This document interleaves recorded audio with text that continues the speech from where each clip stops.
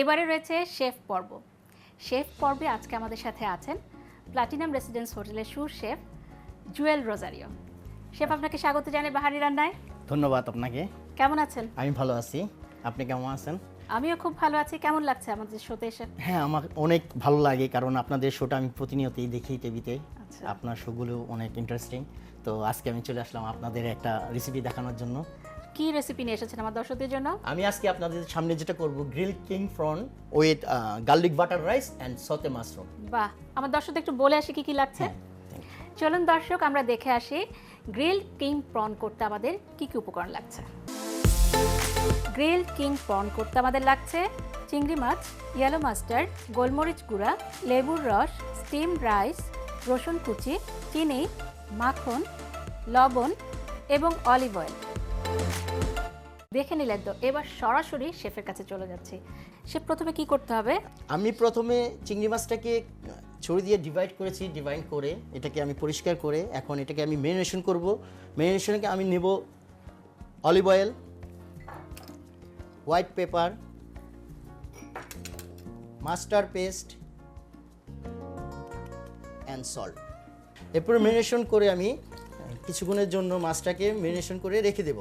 আপনারা চাইলে এই ম্যারিনেশনটা আগের দিন রাত্রেও করে রাখতে পারেন। আচ্ছা, এরপরে কি করতে হবে? এরপরে আমি যে রাইসটা সার্ভ করব সেটাকে আমি আগে তৈরি করে রাখবো। আচ্ছা, আমি একটা প্যান এনে দেই। ফ্রাই প্যানে প্রথমে একটু তেল নিয়ে আমাকে গার্লিক দিতে হবে। হালকা একটু গোল্ডেন সতে করলে কালারটা চলে আসবে। আচ্ছা, যখন গোল্ডেন ব্রাউন একটু আসলে আমরা তারপরে রাইসটা দেব। তারপরে আমরা রাইসটা অ্যাড করব। রাইসটা আমরা 1 কাপ দেব। একজনের পরিমাণ মতো আমরা 1 কাপ রাইস দেব। এর সাথে শুধু আমাদের যাবে হোয়াইট পেপার অ্যান্ড সল্ট, যেটা নাকি আমরা ইউজুয়ালি করব একটু লুকেটিভের জন্য। একটু আমাদের কাছে ভাজা গার্লিক আছে, সেটা অ্যাড করে দিই। যখন নাকি আমাদের এই রাইসটা তেলের উপরে চলে আসবে, লাস্টে আমরা একটু বাটার অ্যাড করব। এখানে বাটারটা দিলে ফ্লেভারটা চলে আসবে আরো। আর রাইসটা আমাদের জাস্ট লবণ দিয়ে সিদ্ধ করা ছিল। হ্যাঁ, জাস্ট একটু লবণের মধ্যে সিদ্ধ করে নিয়েছি আমরা। আমাদের রাইসটা হয়ে গেছে, আমরা আচ্ছা, সার্ভ করার জন্য রেডি। এরপরে আমরা ফ্রন্টটাকে গ্রিল করব। আচ্ছা, আমি একটা প্যান এনে দিচ্ছি। আমরা ফ্রন্টটাকে গ্রিল করার জন্য প্রথমে একটু তেল দিব, অলিভ অয়েল। অলিভ অয়েল দিব। অলিভ অয়েল গরম হয়ে আসলে এর মাঝেই আমরা চিংড়ি মাছটাকে আমরা উল্টা করে দিয়ে দিব। আমাদের চিংড়ি মাছটা কুক হতে মিনিমাম 3 থেকে 4 মিনিটের মধ্যে আমাদের কুক হয়ে যাবে। তো আমাদের এটা হতে তো কিছুক্ষণ সময় লাগছে। আর রাইসটাও রেডি। আপনার আমি দেখছি একটা মাশরুম রেডি করে রেখেছেন, এটা কিভাবে করছেন? আমরা এটা শুধু গার্লিক আর এলো কোরিয়ান্ডার লিফ দিয়ে শুধু সিজনিং করছি, সল্ট এন্ড পেপার। আচ্ছা, এটা আমরা জাস্ট গার্নিশ হিসেবে ইউজ করব। আমাদের রাইস তো রেডি, মাশরুমও রেডি। এরপরে চিংড়ির কি অবস্থা? আমাদের চিংড়িটা এখন গ্রিল হচ্ছে, আমরা টার্ন করে দেব। এক পাশ হয়ে গেছে অলরেডি, কালারটাও চলে আসতেছে এক পাশে। চিংড়ি কুক করতে বেশিক্ষণ সময় লাগে না, 3 থেকে 4 মিনিটের মধ্যে চিংড়ি ডান হয়ে যায়। এরপরে কি আপনি আলাদা সস করবেন বলেছিলেন? এর সাথে সাথে আমি একটা সস করব, লেমন বাটার সস। ঠিক আছে।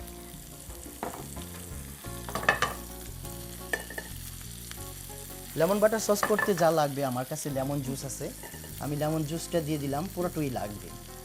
এর সাথে যখন নাকি একটু সিজনিং চলে আসবে, হিটটা আমরা বাড়িয়ে দিই। লেমন জুসের সাথে জাস্ট একটু থিক করে নিয়ে আসবো। আর যেটা আছে বাটারের মধ্যে ফ্লেভার আছে, এটা ঘন অটোমেটিক্যালি চলে আসবে। একটা লেমন জুসের সাথে আমরা জাস্ট মাখন দিলাম। হ্যাঁ, মাখন দিলেই সেটার একটা কালার চলে আসবে, প্লাস এর মধ্যে গ্লেজটাও চলে আসবে। এর সাথে আমরা বেসিক্যালি ইউজ করব হোয়াইট পেপার অ্যান্ড সল্ট। এটা আমাদের টেস্ট অনুযায়ী।